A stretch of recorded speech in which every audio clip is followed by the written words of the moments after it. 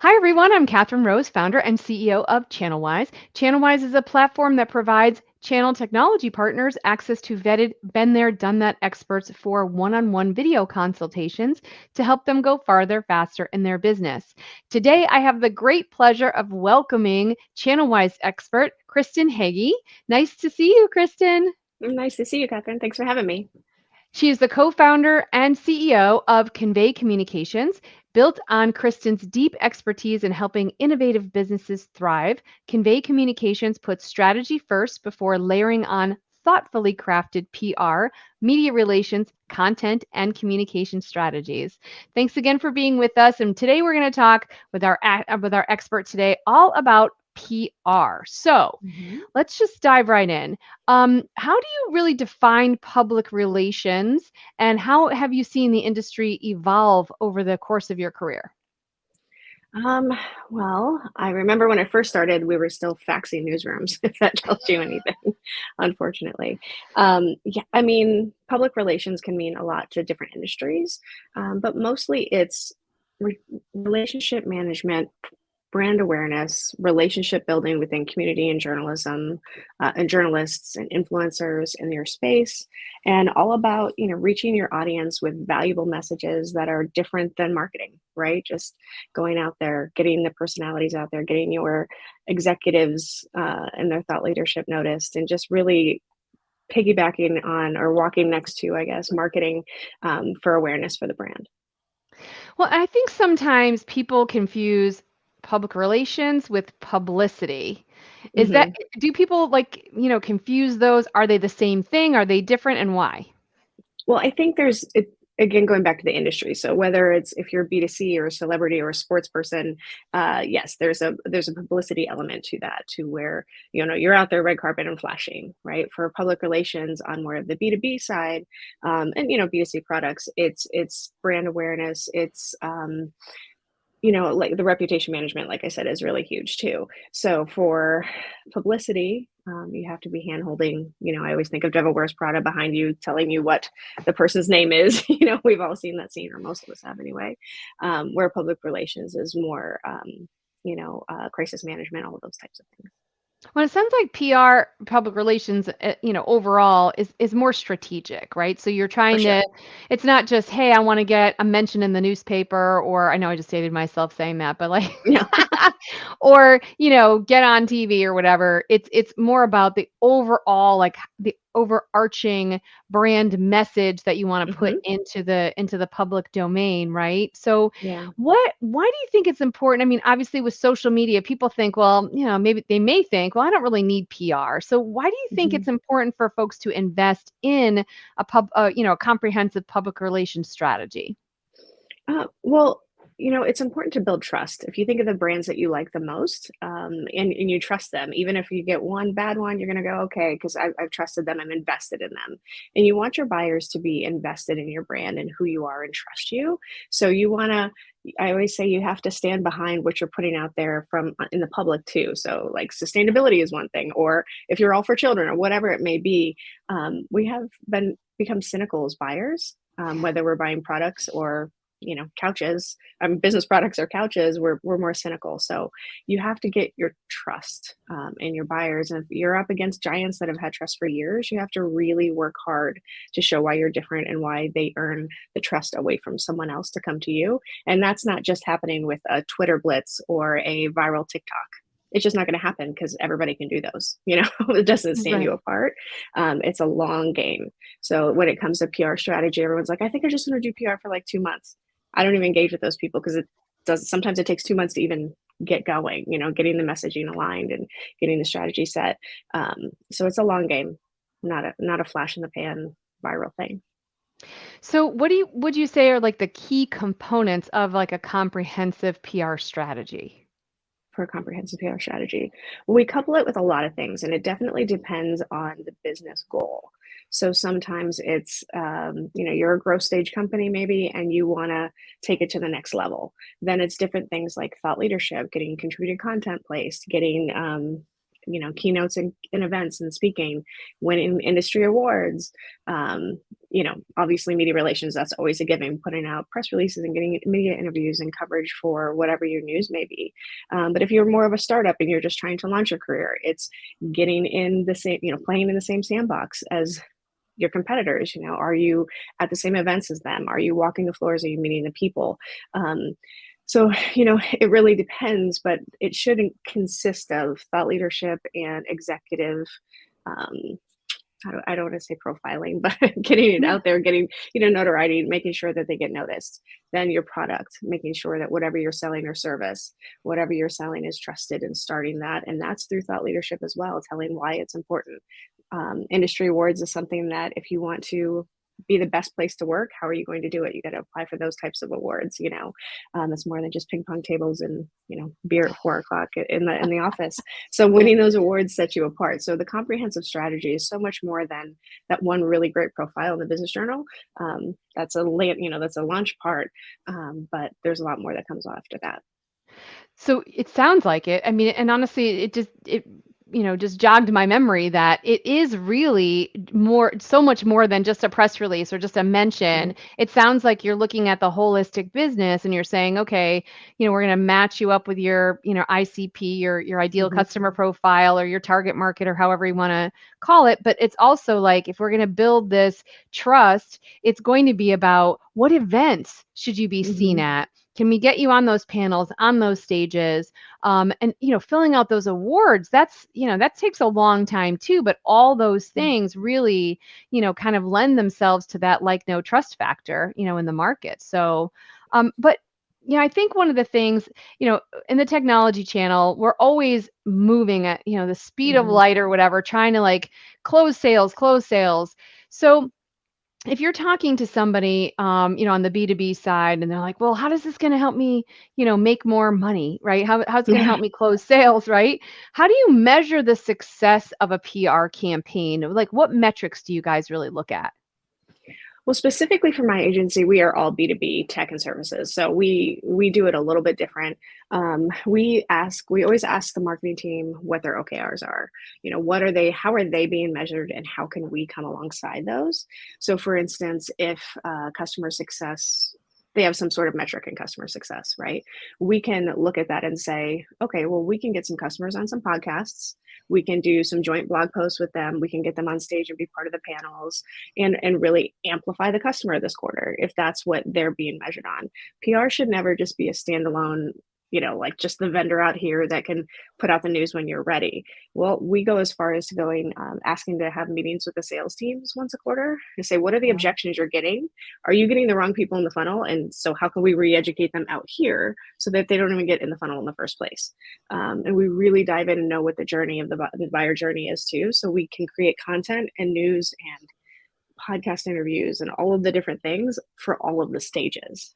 So we can help make you money by joining you along with, if they didn't close, there's a reason. And if you don't know why, and if you do know, let us know, and we can see if we can work backwards to see how we could help with that a little bit. If churn is an issue, what are we doing to amplify those customers? Those types of things. And obviously, I think PR really has come a long way, because it used to really just be about, getting those mentions and, maybe those interviews and things like that. But it sounds particularly like your agency really does walk alongside the marketing and sales and say, where are the gaps? How can we fill that? Is it because people don't know you? Or feel like they know you, right? And it's not just blasting out messages. It's like making that consistent journey so that in the end, it gets them to the desired result, shall we say. I know, but I do know a lot of folks out there in the B2B space. So like, how can I just get, on the top podcast? How can I just be featured in the top, publications? What are some of the strategies that you would recommend to those folks out there that are looking for that? Yeah, I mean, the first thing I try to tell people is we all know it's a different world right now. Layoffs are very real, but layoffs in the newsrooms have been happening for years. So what used to be 10, 20 people teams, they're down to like 5. It's actually really crazy if you go back and look at it. I'm talking, those are the smaller shops, but obviously we've seen the layoffs recently at like CNN and all of that. it's important to know they're working harder than ever, and they're being measured by reads and clicks and all and subscriber, all of the different things. So just because your product is great, I'm sure it's wonderful, they need a story that fits into their daily function of what they're doing. So how do you get in those top publications? First, read them, right? There's so many people that are like, I want to be there. And I'll say, no, you don't. I mean, that's not even where your buyers are, but it may improve. And that's a different strategy. It may impress the investors and the stakeholders. Okay, cool. So we'll go there. But if you're trying, make sure it's where you want to be and read it and understand it and bring them something that is truly unique. They don't care about your product unless it's doing really cool things. And they, in the tech sector, might not understand what those really cool things are. They like literally may not get it, right? So then does your founder have a cool story? Is your culture awesome? I mean, you got to bring it, you got to serve everything up on a platter and let them choose what they want because it fits into what they write about.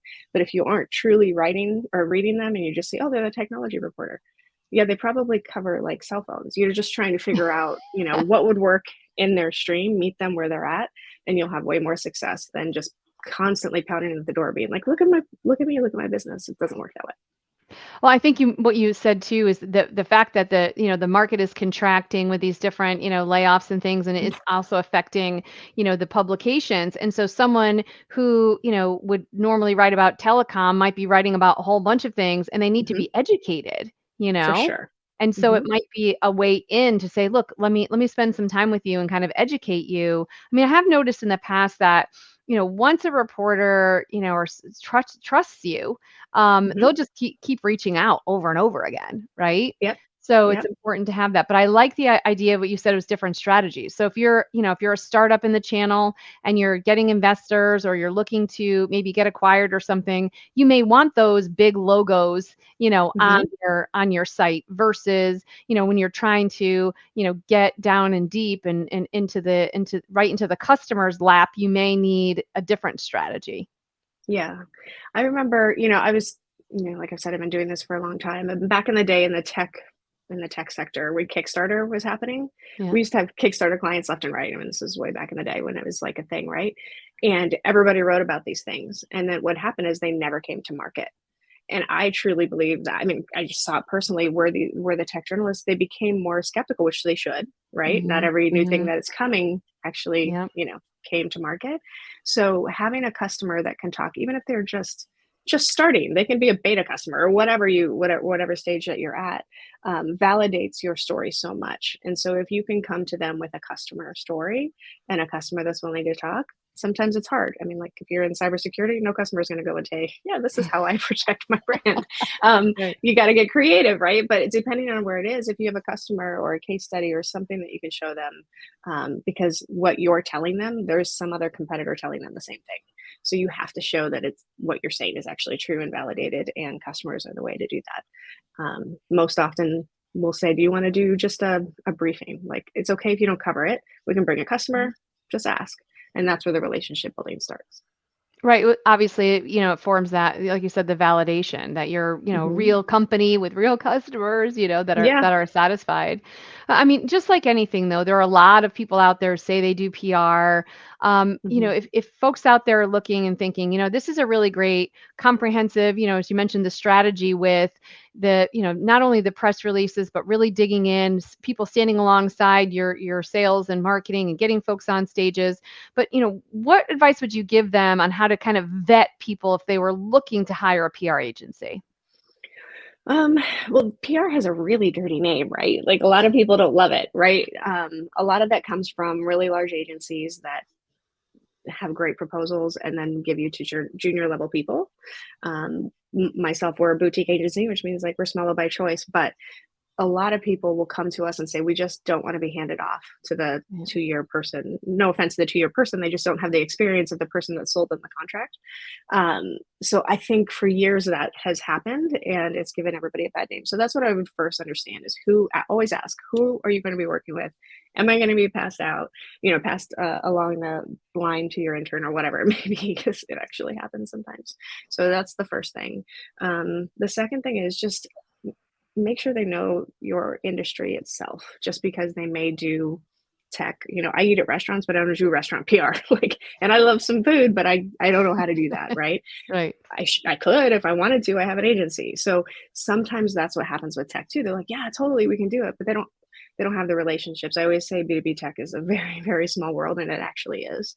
And the Yeah. same for the journalists too. There's a very small handful, and that they need the relationships to move it.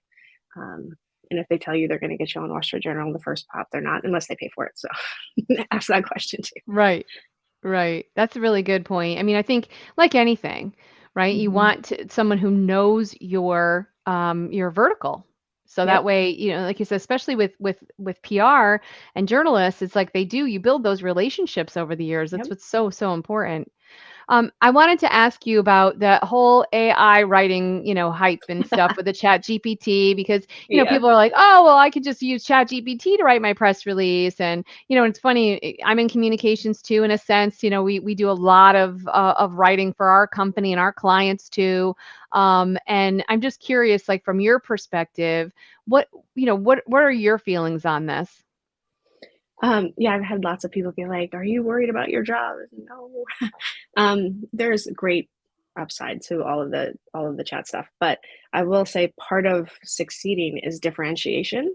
Hmm. And if you're not having original thoughts, and I know there's only so many original thoughts when you're talking about, microchips, but when you got to think of something, right? So it's great. It's a great place to start. It's a great place to ideate. I mean, whatever. But a lot of people don't realize how far back it goes and how much, how to ask the right questions and all of those things. But still, you can ask all the right questions in the world, but it's still not your thoughts. It's still not original, and you still want to stand out. So, use it to supplement, but don't use it to think for you. Right. And that's what I think a lot of people are doing. They're leaning on it a little bit too much, and I think personally I Hmm. can tell. I mean, Yeah, a for lot of sure. us in that field, I mean, you can definitely tell that it wasn't written by that person, Hmm. and I think there will be some backlash. I like it. I mean, it's Yeah. good for that blank page syndrome, it gives Hmm. you some ideas, but, it definitely is not gonna replace us, I don't think. So, that's No. good news, right? Yeah, yeah. That's good news. Whew. Yeah. So we talked about getting the word out about your business through PR and Hmm. all those strategies, but particularly in the tech sector, things can go wrong pretty quickly, right? Yeah. All it takes is like one data breach or, some other, challenge happens. What advice would you give anyone out there now who may be experiencing a crisis or, just wants to have some idea of how a PR firm would help them manage crisis communications? Sure. Um, Unfortunately, crisis communications is like, the best time to plant a tree was 10 years ago, kind of thing is having a solid crisis communication plan in place. If you don't have one, like literally put it on your goals for the quarter, just to even know who to call and when. I think it's important to make sure, obviously, transparency is always key. It will get found out anyway. And consumers aren't stupid, right? We can put all the gibberish and words in it, but if it doesn't sound human, then they're not going to trust you. To understand. So when we work with legal, that's always an interesting thing where you're putting on a statement or, there's been a breach and legal's like, we can't say that. I'm like, what can we say that sounds human? I want to sound human because the humans just got affected. Yeah. The crisis is affecting humans. So we have to sound as human as we are behind the scenes. So I think honesty and transparency is a given, obviously. But put yourself in the customer's shoes. What happened to them? There's things like empathy and Mhm. understanding that just don't get put through sometimes. And I get it; it's because of liability. But be as human as possible because the humans are the ones that it's happening to. So that's always our Yeah. advice. Well, also too, I think you hit it too when you said, kind of come out as fast as possible. Like, don't people Yep. aren't stupid. They're not gonna, you don't wait 6 weeks and be like, oh, by the way, you know what I Yes. mean? And we've seen those before, and people have definitely taken Hmm. hit for it. So, well, I'm gonna ask you to put on a little bit of your crystal ball or take that out of your pocket or whatever. I know you've been in the field for a while. So, what do you think the future of PR looks like? I think the future of PR looks like us taking on, and I can only speak for specifically for B2B. We take on a lot. marketing's, we can help marketing more than people think we can. And I think a lot of that is going to continue to happen, especially in the current economic crisis that people are going through, and layoffs and team shrinking, is people forget that how, PR at the end of the day, we do a lot of writing. We write and we speak a lot, right? So we can Mhm. support so much of that internal team that I see agencies not becoming content engines. That's not what I mean, but although we do a lot of that, it's more than just the relationship building, because next Mhm. to the people internally, the people externally that know your messaging as well as you do is your PR agency. And so they, I'm seeing different things getting, we do podcasts now at our agency. Mhm. We produce podcasts. It was just in demand of a need. But it was that trust of exchange of activity, right? I don't know who I'm going to give this to, but I trust you guys and our message. So can you do it? Um, that's how some of these things have happened, right? So I think a lot of that from a marketing perspective, because there is a gray line there sometimes. You'll see a lot more PR agencies doing some marketing functions. I'm not a marketer, but I can do some of the functions that support marketing. And I think you'll see a lot more of that in the B2B space, or you should anyway, because we're qualified to do it. Yeah, and there's a lot of crossover there. So, well, thank you. Thank you so Yeah. much. And, thanks for this great information. Is there any final thoughts you want to leave our audience with today? Um, you know, it's never a bad idea to just give PR a chance, give it the time it's allotted. A lot of people think if you go to an agency and they give you a price tag, that's your only option. I'm not saying go in there and negotiate, and they're worth their time for sure. But you can do small baby steps in PR. It's a different motion. It's a different exercise if you've never done it. And you can start small, and you can start small with a partner that will go small with you, because ultimately they'll want to build. So don't be afraid of it. Take the leap and start as small as you're comfortable. Just give it enough time to work.